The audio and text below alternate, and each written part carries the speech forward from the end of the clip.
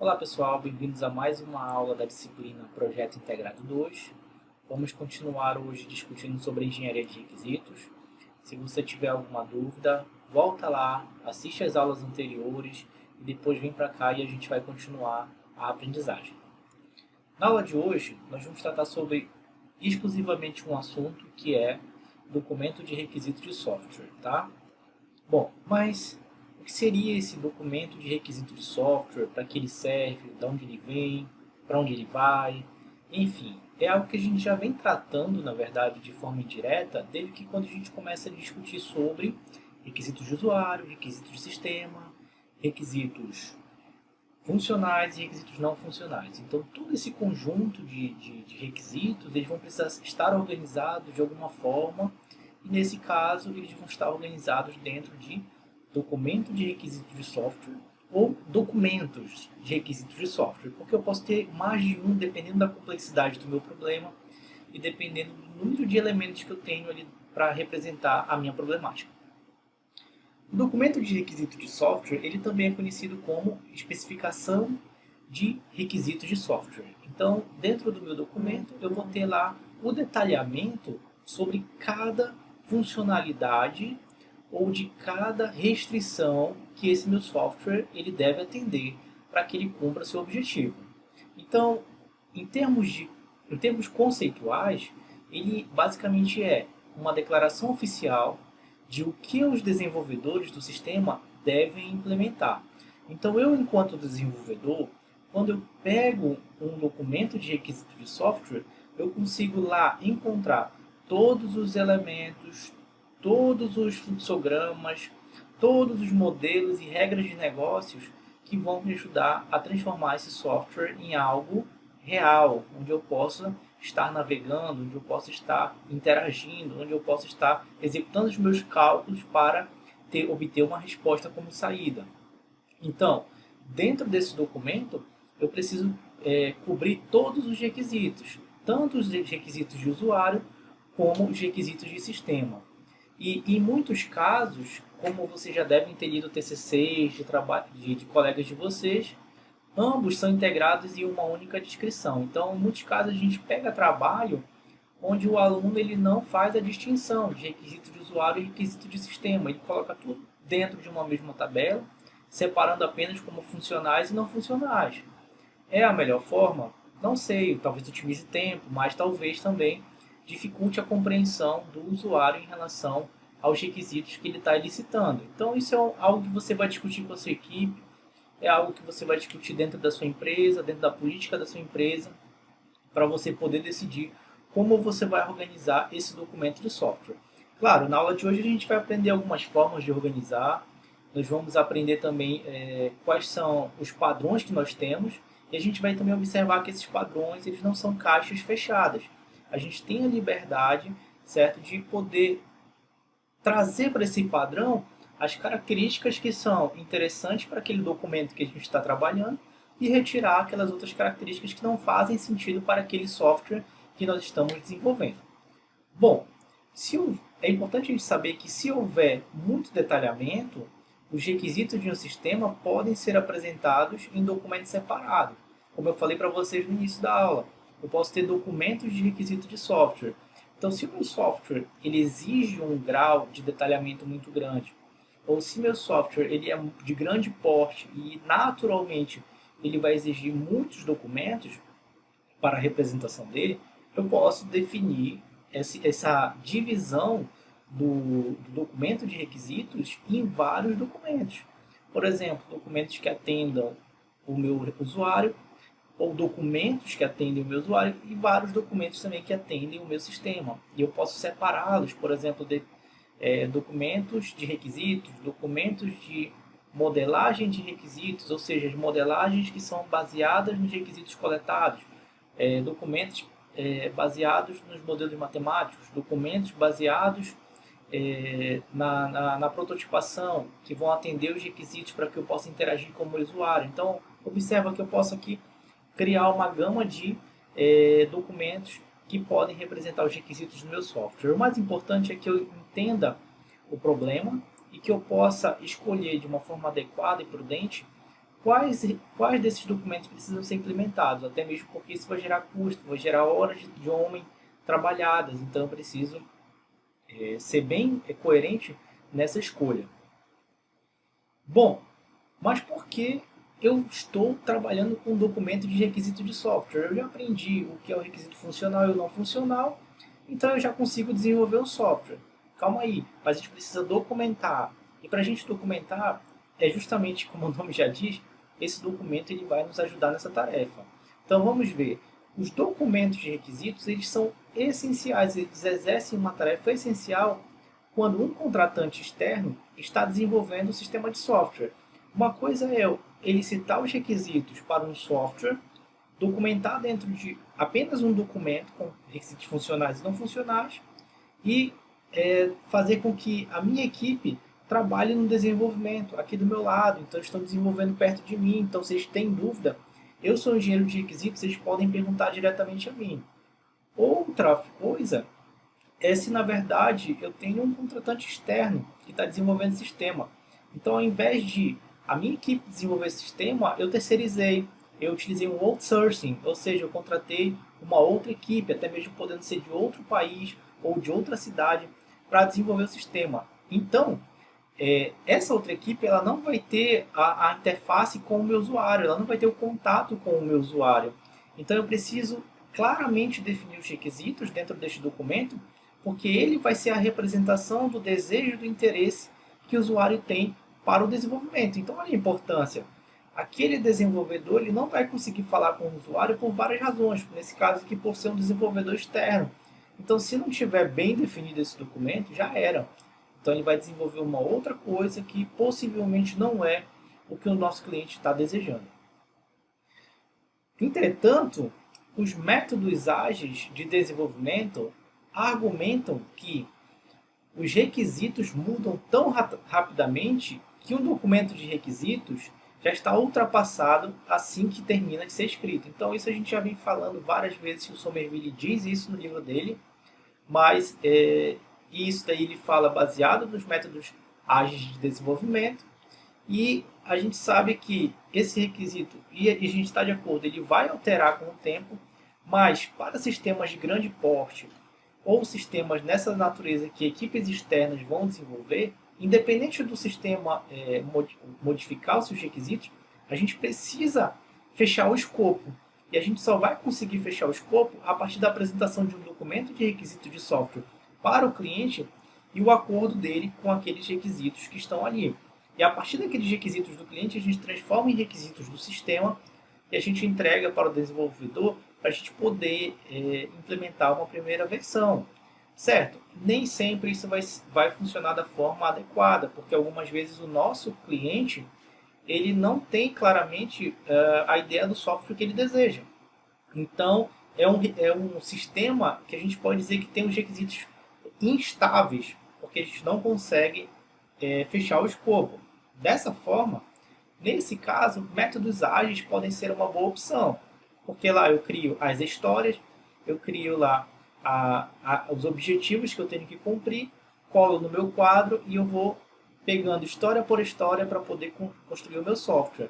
Mas para sistemas grandes isso se torna totalmente inviável.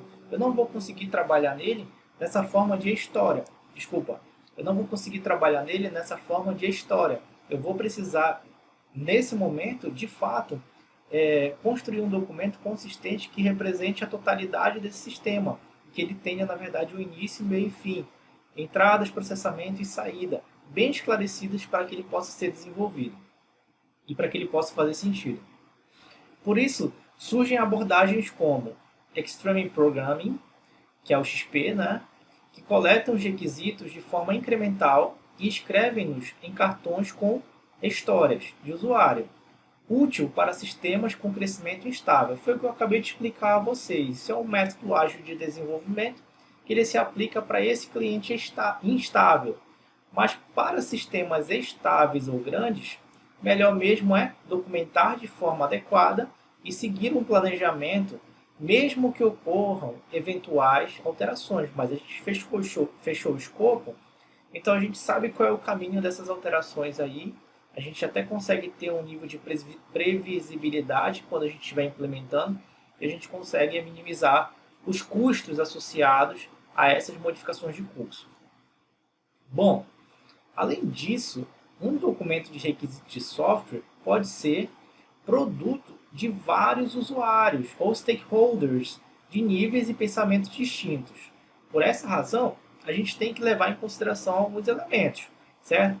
Então eu vou entrevistar o gerente, que é um stakeholder, vou entrevistar um usuário final, por exemplo, um cliente do negócio, vou entrevistar um usuário de dentro do negócio, como por exemplo um secretário, ou por exemplo um vendedor.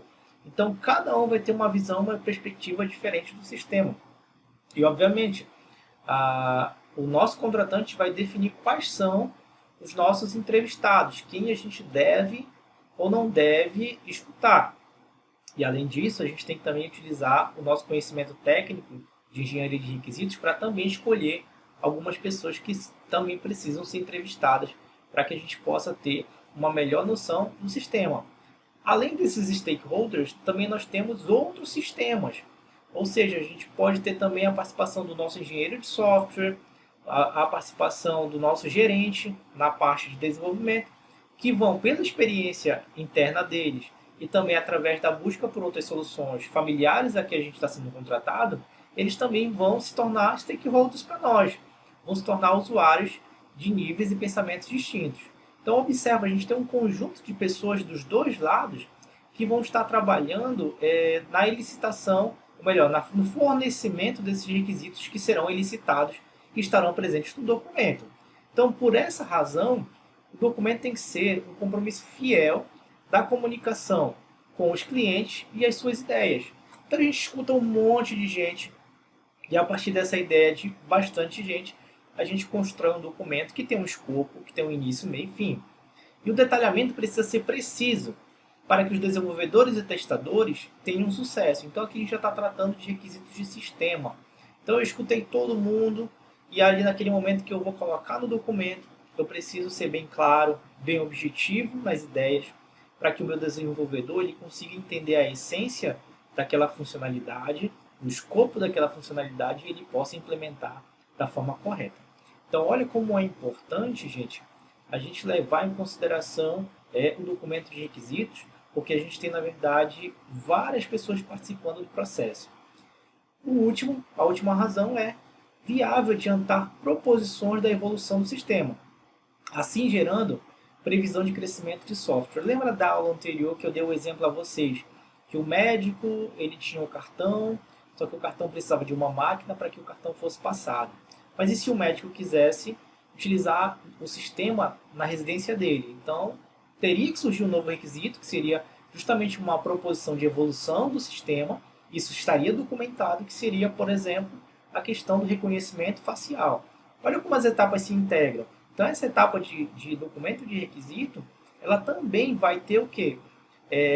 Ânsias, aspirações do nosso stakeholder, que estará presente numa futura versão do software e também vai estar associado justamente ao novo custo e uma nova renovação desse contrato para a continuidade do desenvolvimento da aplicação.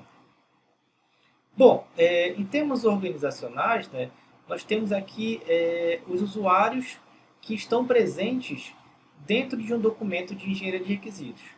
No topo aqui, gente, a gente tem o cliente do sistema. Esse cliente do sistema, olha o que ele vai fazer.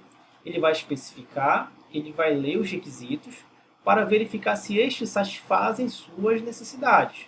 Os clientes especificam as alterações nos requisitos. Então, é muito importante a gente escutar o cliente. Esse cliente ele pode ser escutado por entrevistas presenciais, nesse tempo de pandemia, por entrevistas via videoconferência ou até mesmo por documentos, trocas de e-mail, para que a gente possa estar interagindo com esse cliente. Então, existem várias formas, mas eles vão especificar os requisitos, eles vão ler e vão dizer se faz ou não sentido para eles.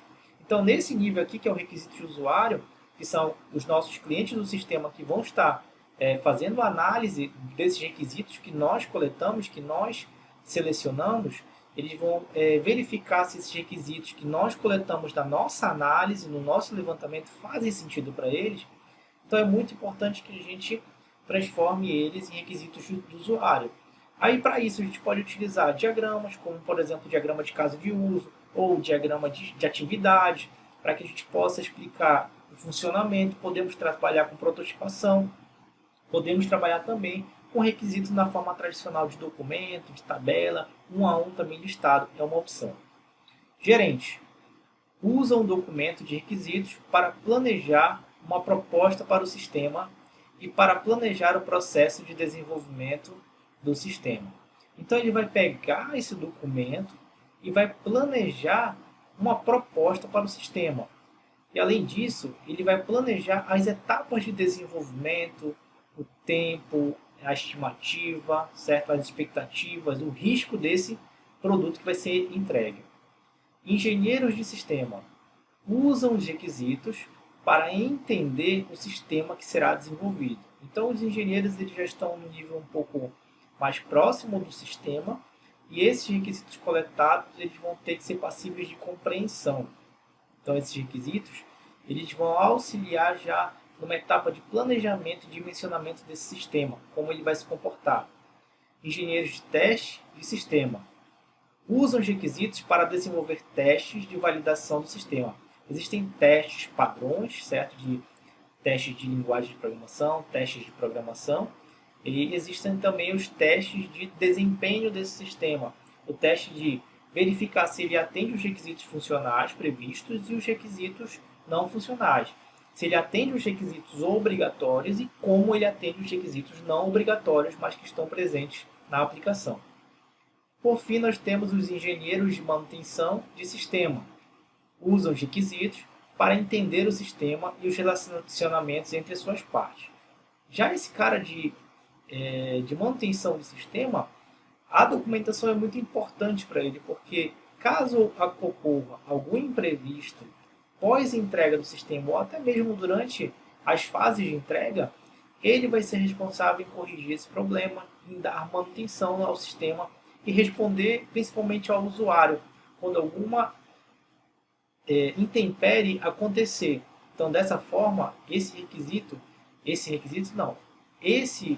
usuário, né, desse documento, ele tem uma função muito importante estratégica, porque em muitos casos o sistema fora do ar pode gerar penalidade, pode gerar multa.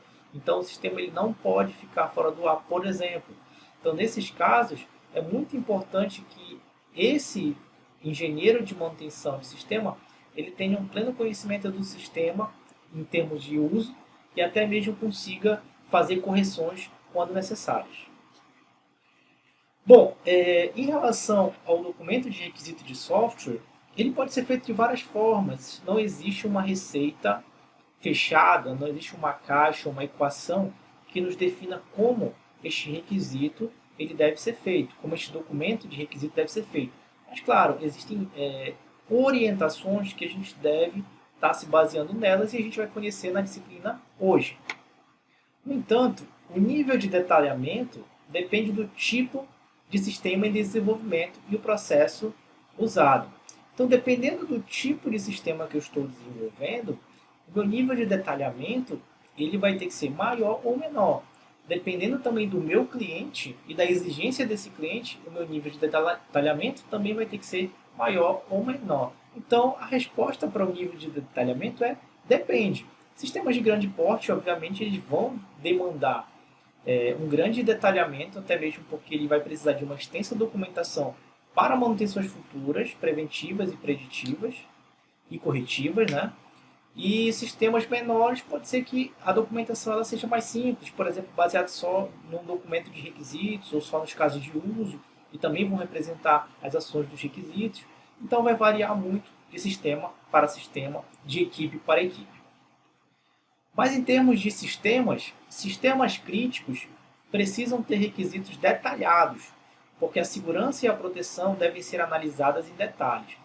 Então, quando eu estou dentro de um sistema crítico, onde eu tenho requisitos não funcionais de segurança e de proteção, esse documento ele tem que detalhar muito bem tanto esse requisito não funcional e os testes que esse requisito não funcional vai passar, e também tem que detalhar muito bem todos os requisitos funcionais oriundos ou que dependem desse requisito não funcionar, que dependem do sucesso desse requisito não funcional, dele estar atualizado e estar funcionando corretamente.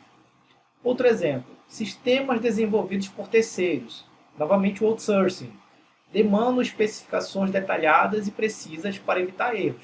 Agora há pouco a gente falou de um caminho, né? Que é eu contrato uma empresa externa, uma equipe externa para desenvolver o meu sistema. Então o documento de requisitos tem que estar muito claro para que ela possa implementar. Agora o caminho de volta, o sistema já está desenvolvido, então as especificações do documento de requisitos de software que essa empresa vai me entregar junto com o sistema precisa ser bem detalhada e precisa, para evitar justamente erros futuros. Pode ser que no futuro eu não queira que ainda essa mesma empresa, esse mesmo serviço de terceiro, esse mesmo outsourcing, continue me oferecendo a manutenção. Pode ser que eu queira passar para outra empresa, mas isso só vai ser possível se eu tiver esse sistema bem documentado. Caso não, vai ser mais caro eu migrar do que eu continuar pagando essa empresa para continuar me provendo a manutenção. E o último aqui, se um processo interno de desenvolvimento iterativo é usado, o documento de requisitos pode ser muito menos detalhado e quaisquer ambiguidades podem ser resolvidas durante o desenvolvimento. Então, o que seria esse desenvolvimento iterativo? O meu sistema ele vai passar por etapas e essa interatividade entre etapas vai me permitir o quê? A atualização constante desse documento, o versionamento dele. E nesse versionamento, eu posso até mesmo reduzir a quantidade de detalhamento, até mesmo porque esse documento ele vai crescer e ele vai ser atualizado. E durante esse processo eu vou estar batalhando e retirando qualquer ambiguidade que pode acontecer. Então eu vou resolvendo isso durante o desenvolvimento. Mas por que apareceria ambiguidades no desenvolvimento de um sistema? Simples, porque nós estamos trabalhando com seres humanos. Então, trabalhar com ser humano dentro do desenvolvimento de software é um prato cheio para a possibilidade de gerar ambiguidade. Eu posso chegar com um requisito do gerente que me fala que o software deve funcionar de uma forma e eu chego com um requisito do presidente da empresa que fala que o software deve funcionar de uma outra forma. Duas cabeças podem pensar melhor que uma, mas às vezes duas cabeças podem pensar totalmente diferente, o que vai dificultar o teu processo. Mas você tendo isso documentado, você vai conseguir mapear as ambiguidades e mapeando as ambiguidades fica mais fácil de você criar uma pergunta semi-estruturada ou até mesmo estruturada para que você leve o esclarecimento para essa equipe, para essa empresa e você resolva a ambiguidade tomando a decisão de qual requisito que está ambíguo vai ser desenvolvido ou não dentro da empresa. Bom, aqui nós vamos tratar sobre uma possível organização de um documento na norma I3E Standard 830 de 1998. Standard significa padrão. Então, uma padronização do I3E, certo? Que foi feita em 1998 e que é um modelo que a gente pode seguir, uma estrutura de documento que a gente pode seguir para montar os nossos requisitos, tá? Para apresentá-los documentalmente. Existem outros padrões, certo? Mas eu optei esse aqui porque é o que está apresentado no livro. Tá? Primeiro, quando nós vamos organizar os nossos requisitos dentro do documento, a gente precisa entender que esses requisitos vão estar separados em capítulos, tá? E aqui eu vou apresentar a breve descrição de cada capítulo desse. O primeiro é o prefácio, tá, gente?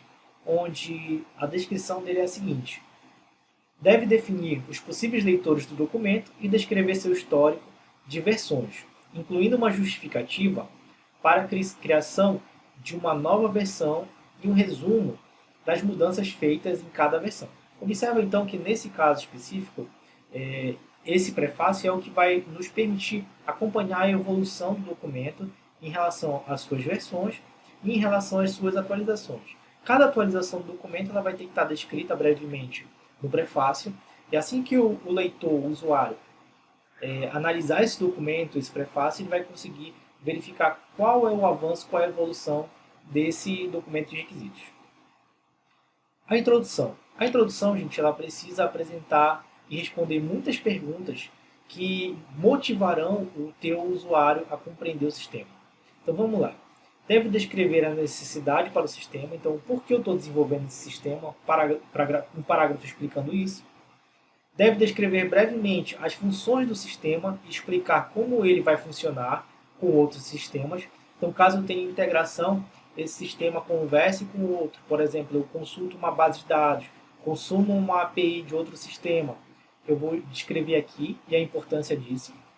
Também deve descrever como o sistema atende aos objetivos globais de negócio ou estratégicos da organização que encomendou o software. Então, aqui eu vou dizer o porquê esse sistema e como ele atende às necessidades do software, da aplicação da organização que contratou. Então, gente, se tu pegares cada um desse deve, e transformar em um parágrafo, você já começa com uma boa introdução. Claro, você pode até mesmo desenvolver mais parágrafos, mas seria um início interessante já, pelo menos, cobrir em parágrafos cada um desses elementos. Tá? O glossário. Bom, gente, o glossário ele vai ser a descrição das palavras que nós utilizamos, das siglas que nós utilizamos no nosso documento. Por exemplo, IHC, Interação Humano-Computador. Para eu que sou de computação, eu sei o significado. Mas para o nosso usuário, para o nosso cliente, talvez ele tenha dificuldade para entender o significado da sigla. Então a gente tem que assumir, na verdade, que não há esse conhecimento. Então a gente evita suposições e coloca todas as siglas, todos os termos técnicos que nós utilizamos dentro do glossário com uma breve descrição para que o nosso usuário possa acompanhar. Depois disso a gente finalmente entra na descrição do nosso sistema. Então aqui primeiro a gente vai começar pela definição de requisitos de usuário. Então aqui lembra que esses requisitos eles vão ser basicamente a descrição do que foi fornecido pelo usuário. Então ele vai estar na linguagem natural, na linguagem do usuário. Obviamente você pode utilizar diagramas, fluxogramas para se basear, inclusive imagens para facilitar a compreensão, mas é importante ter em mente que existe uma separação, que esses requisitos eles são dados, eles são a descrição dos serviços que o usuário ele forneceu, certo? Então, os requisitos não funcionais também dos requisitos de usuário, eles também devem ser descritos nessa seção. Então, eu vou falar tanto dos requisitos funcionais como dos não funcionais. Essa descrição pode ser em linguagem natural, como eu já falei, diagramas ou outras notações compreensivas para os clientes. Então, aqui é idioma cliente, clientês, né? Onde ele vai poder entender o que você está falando.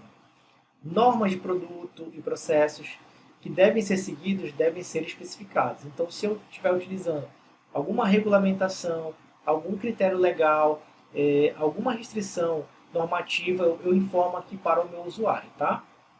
Depois, a arquitetura de sistema deve apresentar uma visão geral em alto nível da arquitetura do sistema previsto, mostrando a distribuição de funções entre os módulos do sistema, componentes de arquitetura que são reusados e devem ser destacados. Tá? Então aqui, gente, a gente vai estar trabalhando sobre qual arquitetura o sistema está adotando. Vocês lá em engenharia de software devem ter aprendido a arquitetura MVC, Model View Controller. Nessa revisão a gente não vai tratar sobre esse MVC, mas eu convido vocês para lerem o capítulo 6 do livro do Somerville, de Engenharia de Software, ou que vocês revisem as notas de aula de Engenharia de Software sobre o padrão MVC. Até mesmo porque eu acredito que na disciplina vocês vão precisar implementar esse modelo para poder desenvolver a solução. Especificação de requisitos do sistema. Deve descrever em detalhes os requisitos funcionais e não funcionais. Se necessário, também podem ser adicionados mais detalhes aos requisitos não funcionais. Interfaces com outros sistemas podem ser definidas. Então aqui, gente, a gente vai pegar aqueles requisitos de usuário que podem estar em linguagem natural e ainda não tão claros em relação a termos técnicos e transformá-los aqui para requisitos de sistema. Tanto os requisitos funcionais como também os requisitos não funcionais, eles vão estar mais detalhados vão estar mais descritos, eles vão estar mais definidos em métricas para que a gente possa utilizar na etapa de testes para a gente obter o sucesso no desenvolvimento da aplicação. Modelo de sistema. Pode incluir modelos gráficos do sistema que mostram os relacionamentos entre os componentes do sistema e seu ambiente. Exemplos de possíveis modelos são modelos de objetos, modelos de fluxo de dados ou modelos semânticos de dados. Então, no modelo de sistema, a gente já começa a introduzir o assunto UML, que é Linguagem de Modelagem Unificada, ou Unified Modeling Language. Na UML, a gente vai aqui propor, modelos estáticos e dinâmicos, como o estático, o modelo de classes, o modelo de caso de uso, dinâmicos como o diagrama de sequência, o diagrama de estados. Então a gente vai trazer para o documento esses modelos que vão justamente ajudar tanto o nosso usuário a compreender, por exemplo, quando a gente usar o diagrama de caso de uso para mostrar para ele, e também para principalmente ajudar o nosso desenvolvedor, que ele vai estar baseado nos requisitos de sistema, na descrição desses requisitos, e também, por exemplo, na organização da arquitetura dos modelos de sistema propostos para a solução. Então, observa que esse documento de requisitos de software, ele vai muito além de uma tabela de requisitos funcionais e não funcionais. Existe, na verdade, uma estrutura desse documento que ela precisa ser seguida, tá bom? Para que a gente possa atender o nosso objetivo. Depois, nós temos aqui evolução do sistema, que deve descrever pressupostos fundamentais em que o sistema se baseia, bem como qualquer mudanças previstas em decorrência da evolução de hardware, de mudanças nas necessidades do usuário, etc. Essa seção é útil para projetistas de sistema, pois pode ajudá-los a evitar decisões capazes de restringir possíveis mudanças futuras no sistema. Então aqui, a gente define qual é, na verdade, o nosso caminho de evolução desse sistema, respeitando especialmente algumas restrições, que são os pressupostos fundamentais que o sistema vai se basear. Então, por exemplo, eu escolho aqui a linguagem de programação, o servidor. Então, a partir disso, eu consigo prever como esse sistema vai crescer, como ele vai se comportar a partir de novas integrações, até mesmo com outros sistemas, ou até mesmo de novas funcionalidades para seu uso. Depois, em penúltimo, nós temos aqui os apêndices, certo? Que devem fornecer informações detalhadas e específicas relacionadas à aplicação em desenvolvimento, além de descrições de hardware e banco de dados. Por exemplo, os requisitos de hardware definem as configurações mínimas ideais para o sistema.